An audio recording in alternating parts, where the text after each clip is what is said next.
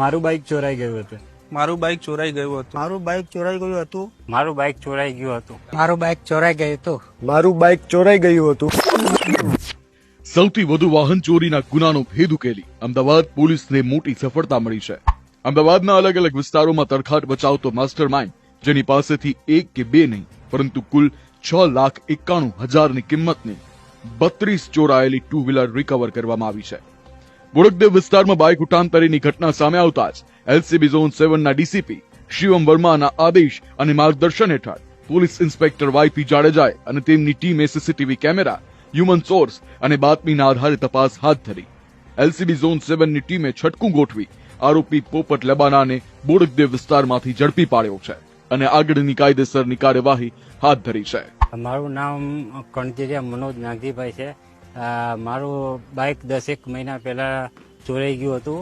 હું કડિયા કામ કરું છું અને બાઇક ચોરાઈ ગયા પછી મને ખૂબ જ તકલીફ પડી હતી. મેં આશા છોડી દીધી હતી બાઇકને, પણ એલસીબી ઝોન 7ને મારું બાઇક શોધી દીધું છે, તો એ બદલ એમનો ખૂબ ખૂબ આભાર. અમદાવાદ પોલીસ સેવા, સુરક્ષા અને શાંતિ માટે સમર્પિત.